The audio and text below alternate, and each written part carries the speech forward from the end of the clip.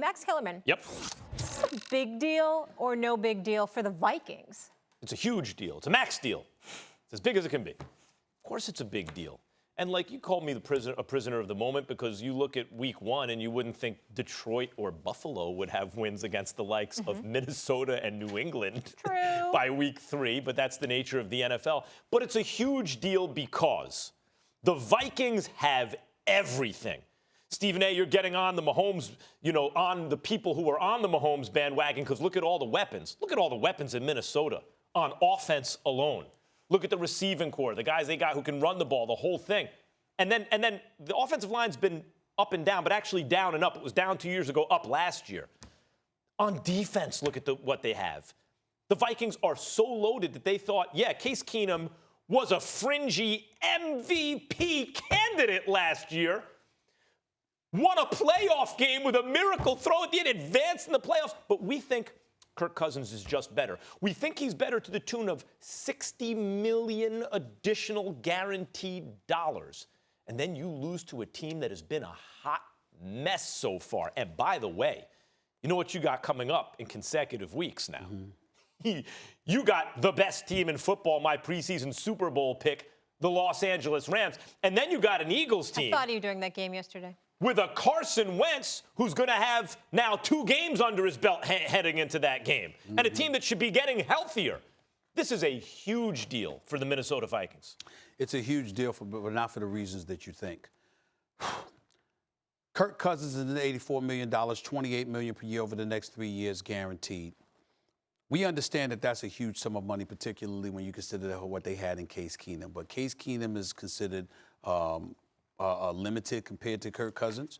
Case Keenum seemed to have a breakout year last year, but it wasn't consistent with the kind of resume that he had, and we know how much I pay attention to resumes. We understand all of that. But here's the reason why you should be most concerned about the Vikings, and it has nothing to do with Kirk Cousins, because he wasn't there last year when they gave up about 62 points in the last 6 quarters, considering their divisional playoff game against the New Orleans Saints, and then after that, the NFC Championship game against the Philadelphia Eagles.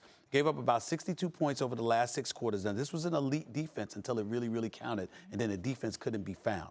So we have that. And then now you come into this season, and they show up and they get ramrodded by the Buffalo Bills and a rookie quarterback in Josh Allen. Now, when you look at it from that perspective, not to mention the fact they weren't protecting Kirk Cousins all day long. So when you look at it from that perspective, you know what? Teams expose who they really, really are when they fail to put their foot on the throats of an inferior foe. And that's what happened to the Minnesota Vikings yesterday. You know what happened with the Minnesota Vikings yesterday? They showed they're not that good. They showed that their mental makeup ain't what it's supposed to be. This is supposedly a Super Bowl contender.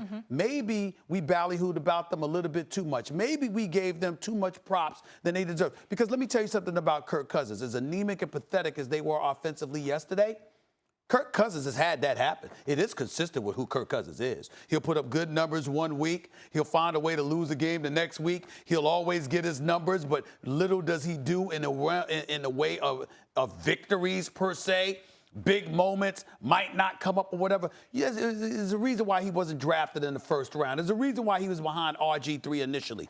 In the end, what it comes down to is that Kirk Cousins is Kirk Cousins. We had faith in the Vikings because they were supposed to be something different, made up of something different collectively. Last we saw year yesterday, they were. That wasn't. But the point I just said last year, the last 6 quarters of last year. I brought that up too. Okay, but the Vikings were already totally excellent and loaded, and many people's preseason pick to win the Super Bowl, and the thought was they upgraded at quarterback, and they just lost to a team against whom they were 16.5-point favorites. All right, what does that tell you? They didn't have Dalvin Cook. I know I keep bringing up injuries. They didn't have him last year. I mean, I know, but I'm still. He made a difference the weeks before. What it tells me is the Vikings. That's a trap game, I understand. But the Vikings, as I've been saying all along, made a mistake when they thought that Kirk Cousins, because they were at this pivotal moment in their history where they could pay a premium because the marginal utility gain by going for Kirk Cousins is worth $60 million guaranteed dollars over Case Keenum. No, I disagree. I don't know that Kirk Cousins is better than Case Keenum. I do want to say this, though. We've seen every rookie quarterback now, which is interesting. Week 3, back in the day, used to sit behind someone for 3 years before you'd have a sighting.